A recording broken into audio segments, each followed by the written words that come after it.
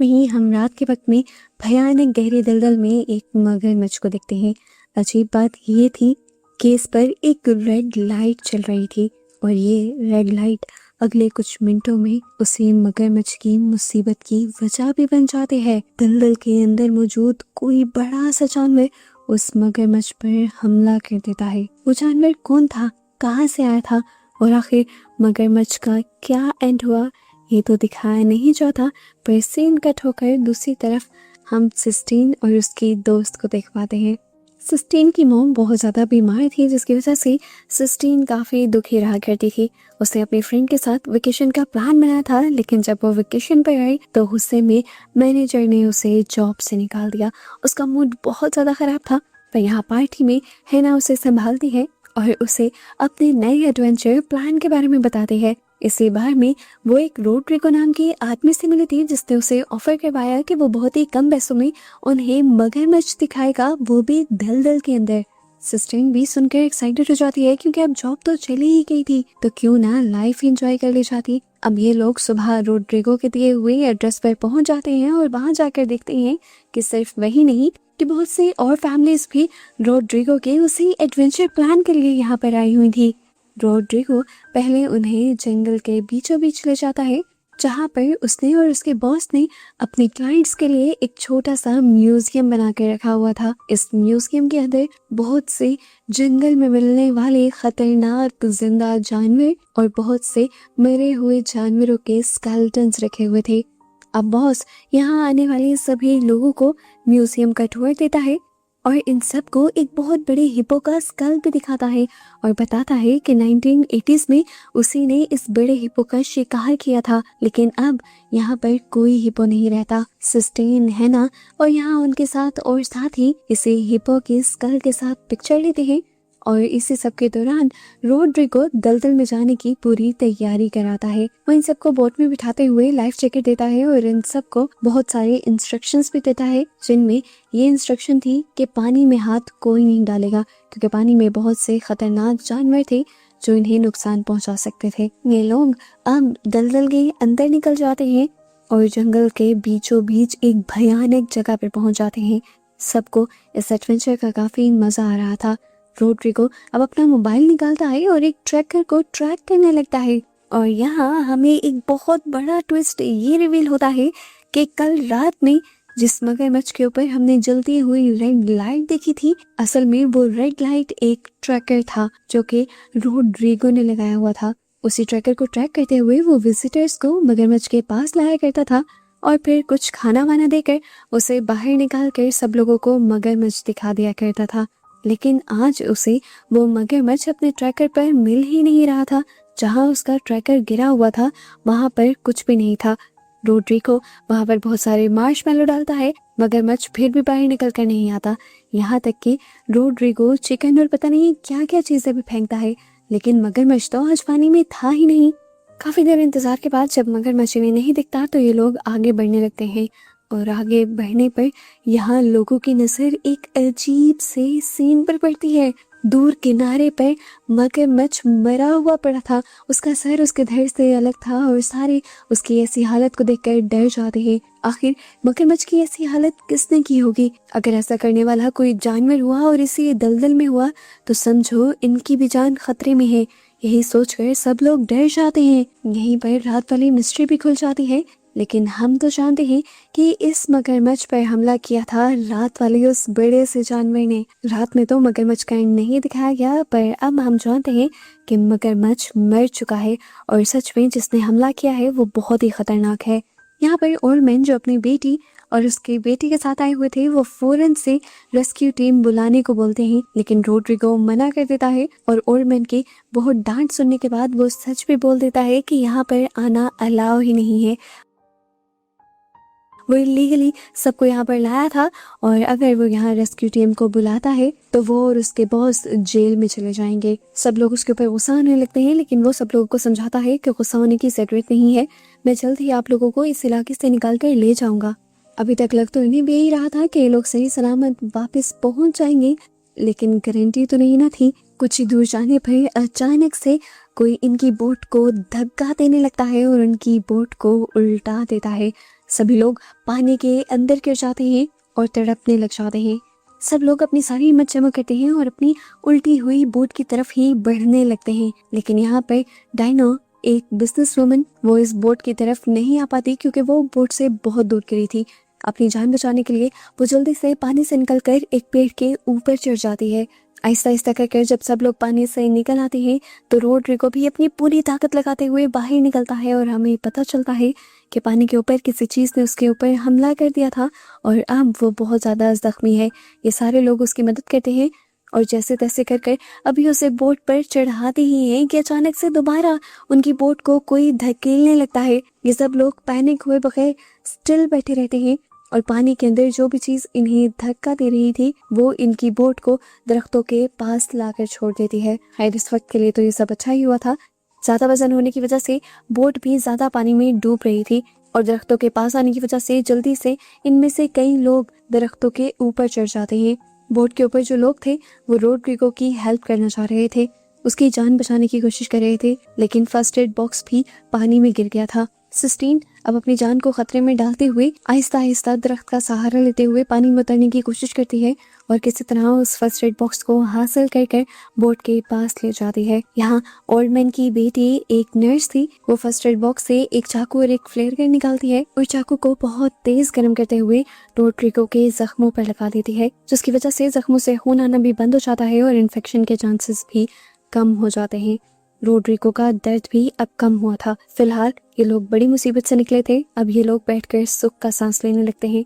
दलदल के अंदर इन्हें अपनी ही बोट का गिरा हुआ पानी वाला बॉक्स भी मिल जाता है, जिसे माइकी उठाता है और सबको पानी दे देता है। ओल्ड मैन यहाँ सबको कहता है कि अभी हमें सर्वाइवल के लिए यहीं पर शिकार करना होगा। ये लोग जब शिकार करने की तैयारी ही कर रहे थे तभी माइक पानी में होने वाली हलचल को महसूस कर लेता है।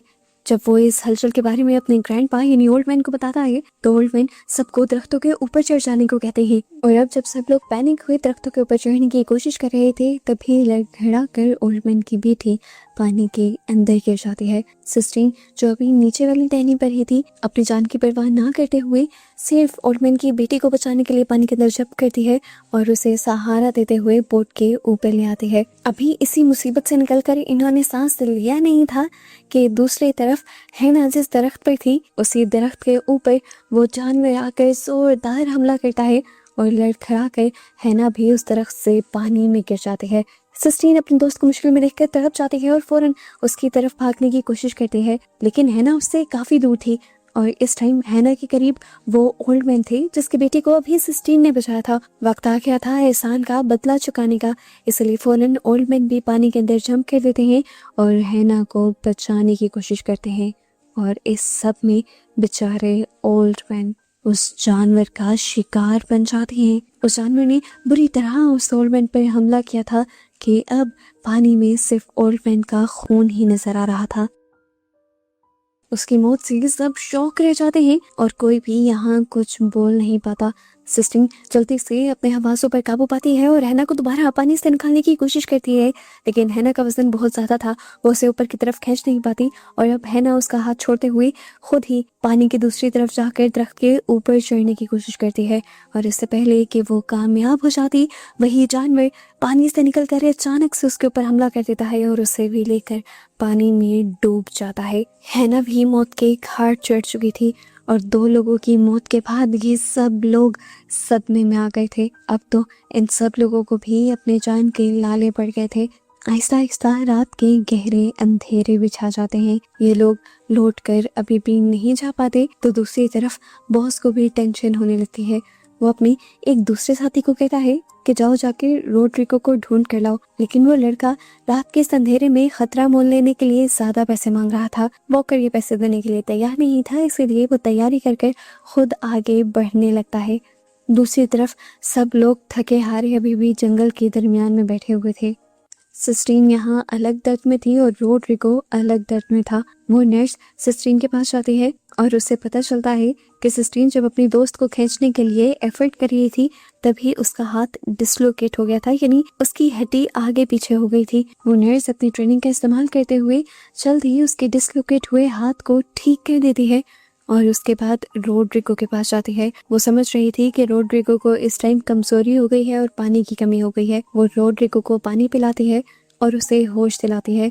रोड्रिगो जल्दी से सब लोगों को पानी में ही बोट के चारों तरफ आग लगाने को कहता है, जिससे जानवर डर कर इनके आसपास ना आ सके।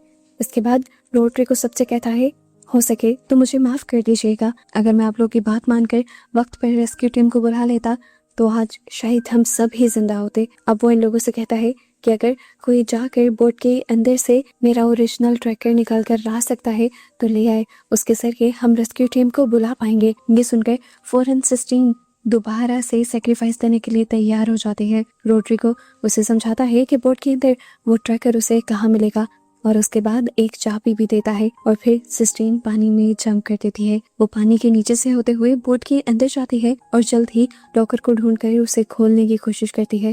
बहुत कोशिशों के बाद आखिर लॉकर खुल जाता है और ट्रैकर मिल भी जाता है। वो बहुत खुशी खुशी जब वापस आती है तो देखने को मिलता है कि उसकी सारी मेहनत ज़ाया हो गई, क्योंकि अब वो ट्रैकर काम कर ही नहीं रहा था।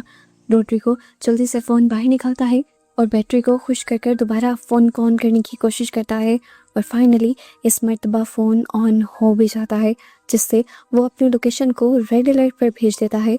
और सबसे पहले इसी लोकेशन का अलर्ट मिलता है उसके बॉस को, वो जो पहले ही इन्हें रेस्क्यू करने के लिए पानी में निकले हुए थे। जैसे ही बॉस को इनके लोकेशन का पता चलता है वो तेज़ी से इनकी तरफ बढ़ने लग जाता है। बोट को देखकर ये सब लोग बहुत ज़्यादा एक्साइटेड हो जाते हैं, क्योंकि अब ज़िंदगी बचने की एक और उम्मीद उनके सामने आ गई थी। बॉस सबसे पहले यहाँ आकर रोड्रिगो को जख्मी देखकर पैनिक हो जाता है, क्योंकि रोड्रिगो उसका राइट हैंड था। वो रोड्रिगो से पूछता है आखिर ये सब हुआ कैसे, तो वो बताता है कि पानी में एक हिप्पो है। बॉस उसकी बात सुनकर हैरान था। ये मानने वाली बात थी ही नहीं कि यहाँ पर कोई हिप्पो हो सकता था, क्योंकि पिछले 60 सालों से उसने कोई हिप्पो यहाँ पर नहीं देखा था। खैर वो इन सबको अपनी बोट में बिठाने लगता है और यहाँ से जब लेकर जाने ही वाला होता है तो बिजनेस वूमन रोड्रिगो के ऊपर बहुत ज़्यादा गुस्सा होने लगती है।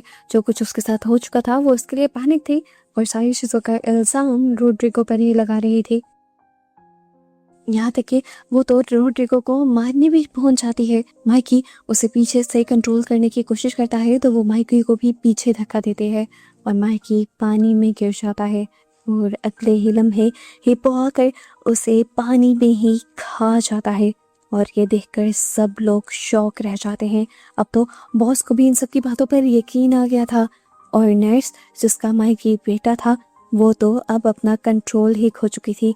पहले उसके डैड मरे थे और अब उसका बेटा, इस दुनिया में उसका कोई भी नहीं रह गया था। बॉस ने भी अपनी जिंदगी में इतना बड़ा हिप्पो पहली मर्तबा देखा था। वो सबसे कहता है कि इतने बड़े हिप्पो के इस दलदल में होते हुए हमारा यहाँ से जिंदा बचकर निकल जाना बहुत मुश्किल है, इसीलिए मुझे पहले ही उसका शिकार करना होगा। ये कहकर वो सबको बोट से एक सेफ जगह पर उतार देता है और अपनी गन्स लेकर निकल जाता है हिप्पो के शिकार के लिए। उसके पास 2 तरह की गन थी, एक ट्रैंकुलाइजर और एक फायर गन।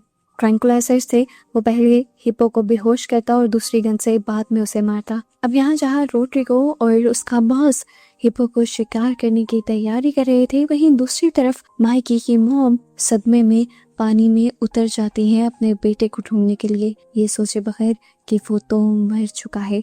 यहाँ वो पानी में डूबने लगती है, जबकि दूसरी तरफ हिप्पो खुद ही बॉस के सामने आ जाता है। वो इतना बड़ा था कि उसके मुंह के सामने बॉस छोटा लग रहा था। वो बॉस के ऊपर हमला करने की कोशिश करता है और बॉस एक नुकीले हथियार को उसके मुंह में मारते हुए उसे जख्मी करने की नाकाम कोशिश करता है और उसे हर तरह से रोकने की भी कोशिश करता है, लेकिन इस टाइम बॉस के कंट्रोल में हिप्पो नहीं आ रहा था। अब तो बॉस को अपनी जान बचाने के लाले पड़ गए थे। यहाँ रोड्रिगो जो कि जख्मी हालत में था अपनी सारी हिम्मत जमा करता है और एक ट्रैंकुलाइजर उठाने में कामयाब हो जाता है। पूरा जोर लगाते हुए वो एक ट्रैंकुलाइजर हिप्पो के ऊपर चला ही देता है, जिस टाइम हिप्पो बॉस के साथ लड़ने में बिजी था। ट्रैंकुलाइजर के लगते ही हिप्पो बेहोश होकर पानी के अंदर जाने लगता है। हिप्पो के पानी के अंदर जाते ही बॉस को भी कुछ होश आया था। जब उसने पीछे मुड़कर रोड्रिगो को देखा तो वो सदमे में चला गया। रोड्रिगो मर चुका था, वो उसके बेटे की तरह था। इस टाइम वो उसका सदमा मनाने लगा और इसी दौरान पानी में दोबारा हलचल महसूस होने लग गई। वो समझ गए कि ट्रैंकुलाइजर का भी ज्यादा कुछ असर नहीं पड़ा उस हिप्पो पर। इन्हें जल्दी उस हिप्पो से बचकर यहाँ से निकलना था। वो सभी लड़कियों से कहता है कि पानी के अंदर मूवमेंट करके हिप्पो का ध्यान भटकाऊं, मैं यहाँ पर बोट लेने की कोशिश करता हूँ। लेकिन हिप्पो इनकी सोच से ज्यादा होशियार था। वो पानी से निकलते ही बॉस के ऊपर हमला करने के लिए आगे बढ़ता है। बॉस अपनी जान बचाने के लिए दरख्त के ऊपर चढ़ता है और पीछे की तरफ जाता है, लेकिन हिप्पो इस टाइम उसे देख चुका था। वो उसे बिल्कुल मार ही देता है, लेकिन यहाँ पर दोबारा बॉस का दिमाग चलने लगता है और वो यहाँ अपनी पॉकेट से एक बड़ा सा फायर क्रैकर निकाल कर जलाकर उसके मुंह में फेंक देता है। फाइनली हिप्पो यहाँ उनकी जान छोड़कर दलदल से दूर चला जाता है और इन लोगों की सांस में सांस आती है। ये लोग यहाँ खुशी मनाते हैं और जल्दी से बोट लेकर यहाँ से आगे बढ़ने की कोशिश करने लग जाते हैं। कम से कम इनकी जान बच गई थी। कुछ ही दूर चलने के बाद ये लोग एक बिल्डिंग के पास आकर रुकते हैं। ये बिल्डिंग इस टाइम इस पानी से ज्यादा सेफ हो सकती थी, इसीलिए इन लोगों ने बिल्डिंग के अंदर जाने का फैसला किया। लेकिन वो क्या जानते थे कि पानी से ज्यादा सबसे बड़ा खतरा ये बिल्डिंग ही थी, क्योंकि सालों पहले इसी जगह पर हिप्पोस को पाला जाता था। और ऐसा क्यों किया जाता था ये इन्हें मालूम नहीं। क्या मालूम साइंस एक्सपेरिमेंट के लिए सब होता हो, क्योंकि यहाँ पर बहुत सी ऐसी चीजें थी जिससे इनको लग रहा था कि ये बिल्डिंग एक गवर्नमेंट की फैसिलिटी है। यहाँ पर छोटे छोटे जेल बने हुए थे और जेल के अंदर बहुत से जानवरों के स्केलेटन्स भी थे। यहीं पर सिस्टीन को किसी चीज की अजीब रोने की आवाज आती है और जब वो आगे जाकर चेक करती है तो देखती है कि यहाँ पर उसी हिप्पो का बच्चा था जिसके ऊपर एक भारी फेंस गिरी हुई थी। इससे पहले कि सिस्टीन कुछ कर पाती, इस बच्चे की माँ यानी वो हिप्पो जो कि पानी के अंदर भी था, वो यहाँ आ जाता है और सिस्टीन को मारने के लिए उसके पीछे बढ़ने लगता है। सिस्टीन भी यहाँ से भागती है और बॉस भी उसकी यहाँ से निकलने में मदद करता है। ये लोग बिल्डिंग के अंदर की तरफ आते हैं और यहाँ जाकर जल्दी से ये लोग दरवाजा बंद कर देते हैं। बॉस इन्हें कहता है कि हमें जल्दी से आग जलाकर रेस्क्यू टीम बुलानी होगी। ये सब लोग यहाँ मौजूद सारा लकड़ी का सामान इकट्ठा करने लगते हैं और इसी दौरान सिस्टीन की नजर एक गैसोलीन ड्रम पर पड़ जाती है। वो भी घसीट कर इस गैसोलीन ड्रम को यहाँ ले आती है ताकि ये लोग आग जला सके। लेकिन ठीक इसी वक्त वो हिप्पो दरवाजा तोड़ते हुए आ जाता है। उसके आगे बॉस था, वो बॉस को मार देता। ये सब लोग अपनी जान बचाने के लिए एक दूसरे रूम की तरफ भागते हैं। सिस्टीन के साथ साथ अभी वो बिजनेस वुमन उस रूम के अंदर जाती ही है तो वो फौरन दरवाजा बंद कर देती है और बॉस को अंदर आने का मौका ही नहीं देती। बॉस ये सब देखता रह जाता है। सिस्टीन को भी बहुत बुरा लगता है, लेकिन वो इस टाइम उसे कुछ कह भी नहीं सकती थी क्योंकि बाहर की आवाज़ों से वो समझ गई थी कि अब बॉस जिंदा नहीं रहा। और हमें भी दिखाया जाता है कि हिप्पो बुरी तरह बॉस के ऊपर हमला कर चुका था। वो अपने बड़े बड़े पाँव उसके सीने पे रखकर उसे कुचल चुका था और उसके बाद उसे मार भी चुका था। सिस्टीन को बहुत बुरा लग रहा था, लेकिन अब ब्लेम गेम करने का वक्त नहीं था। वो हिप्पो दरवाजा तोड़कर इनकी भी तरफ आने की कोशिश कर रहा था। कुछ ही सेकंड में दरवाजा टूट भी जाता है और सिस्टीन अपनी साथी से कहती है कि हम दोनों को डिफरेंट डायरेक्शन में भागना होगा ताकि कम से कम कोई एक तो बच जाए। होता भी ऐसा ही है। वो बिजनेस वुमन बच जाती है और हिप्पो सिस्टीन के पीछे पड़ जाता है। भागते भागते सिस्टीन ऐसी जगह पर पहुंच जाती है जहां पर उसने गैसोलीन गिराया था। अपने आप को बचाने के लिए वो अपनी पॉकेट से माचिस निकालते हुए यहाँ पर आग लगा देती है। इस आग में हिप्पो थोड़ा थोड़ा जलने लगता है और सिस्टीन को दोबारा मौका मिल जाता है यहाँ से भागने का। इस टाइम उसके पाँव पर काफी चोट लगी हुई थी। वो अपनी साथी का सहारा लेकर यहाँ से जब भाग रही थी तभी उसे हिप्पो के बच्चे की दोबारा रोने की आवाज सुनाई दी। सिस्टीन अब उस लड़की से कहती है कि तुम यहाँ रुको, मैं उसे बचा कर आती हूँ। वो उसे छोड़कर अब उस हिप्पो के बच्चे को बचाने के लिए निकल गई थी। वो भारी फेंस उस हिप्पो के बच्चे के ऊपर से उठा ही रही थी, तभी हिप्पो यहाँ आ गया। हिप्पो ने सिस्टीन को भी देखा और दूसरी औरत को भी। गुस्से में जाकर उसने उस बिजनेस वुमन के पेट में इतनी जोर से टक्कर मारी कि वो मौके पर ही मर गई। और इसके बाद अब वो हिप्पो सिस्टीन की तरफ बढ़ने लगी। सिस्टीन काफी डरी हुई थी। वो जानती थी कि हिप्पो अब उसे भी मार देगा, लेकिन हिप्पो ऐसा नहीं करता क्योंकि हिप्पो तो अब खुश हो गया था। उसने देखा था कि किस तरह सिस्टीन ने उसके बच्चे को बचाया था और किस तरह उसका बच्चा खुश होते हुए उसके पास आया था।